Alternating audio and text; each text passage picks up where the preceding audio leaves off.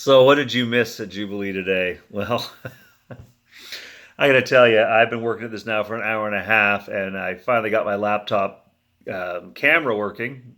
Yay. But now the mic's gone. So now we're doing this on my phone, and we'll upload it and do all that kind of stuff. So, what you missed at Jubilee today, if you'd hung around long enough, would be my frustration and my discouragement with all things technical.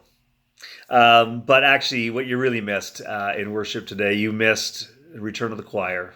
You missed not just those wonderful red gowns, but those great voices supporting us and engaging us with anthems and offertory solos and music during communion. And it was just so good to have them back. What you missed today was confirmation of a young man named Evan. Evan wasn't able to join us for confirmation in June when we had the whole class confirmed, but he had another commitment, unfortunately, but we got to catch it up today, and it was kind of special to confirm him, to have a couple members of his class, but also to have his godparents and his mother and Anne and I and the congregation able to celebrate his decision to continue to grow in faith with us at Jubilee, to contribute to who we are and to allow us to continue to contribute to who he is, that we will grow in community together and explore, discover, reveal, engage God with, for, and because of each other. It was a beautiful day. At the end of the service, we also celebrate communion, another invitation for us to be together. And we spent some time wondering what this meal means to us today on September the 8th, 2019 at Jubilee in North York, in a meal we've been sharing for almost 2,000 years, and yet we still don't fully understand the power of it. We wondered about that today.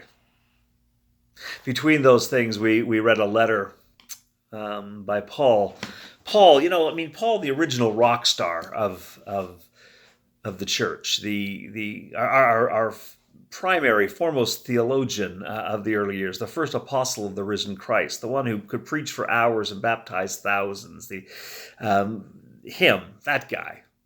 We read a letter by him to Philemon. And I know right now there'll be a literalist going, no, it's Philemon. And you're right, it should be pronounced Philemon. But as I never say Philadelphia or Prince Philip, I'm going to stick with Philemon because it's just easier on my lips. But a letter from Paul to Philemon, we read the whole letter. It's a rather innocuous letter. It's got some lovely passive-aggressive stuff saying, I could order you to do this, but I would never do that. And I know you'll be kind because you want to be kind to me, so you'll be kind to this person. Treat him like you would treat me. By the way, prepare a guest room for me because I might come by to see, if you're really being as kind as I've told you to be. It's a lovely, lovely passage.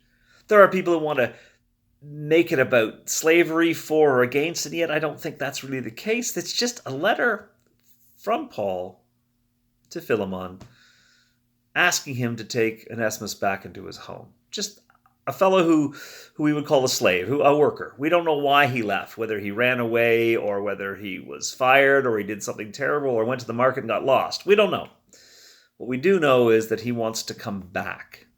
And so Paul writes on his behalf to Philemon and asks him to welcome him back into his home. Let him come back. And we wondered why Paul would write such a letter, what it's doing in the Bible. Why would we keep such a letter? It's not about grand themes. It's not theologically sound. It's not provocative particularly, but there it is. And so we started to wonder about those letters that we write to people, those notes, those personal ways of reaching out. And I suggested that, in fact, the way that the seeds of the kingdom are actually planted, the way that our faith takes root, the way that hearts and minds are changed is through little personal connections.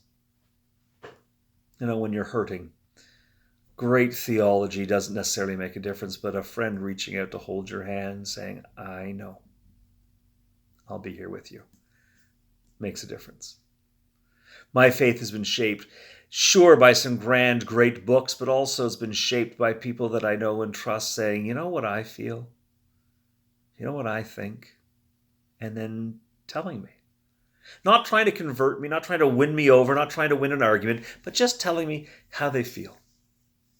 Today we talked about how faith is shared, how faith grows, how hearts and minds are changed through little things, like a letter you might write on behalf of another person, or a text, or a phone call, or just a moment of telling somebody how you really think and really feel. And in that, inviting them to another perspective. That's the way the kingdom of God takes root and grows. That's the way that people really change. At least that's what we consider today. So I invite you to think about those little things that you do, those opportunities you may have to share what you think and feel, and chances to share your faith. But please know that we miss you, and the sooner we get to see you, the better. So until we do get to see you, God bless, and hurry. We'll see you soon.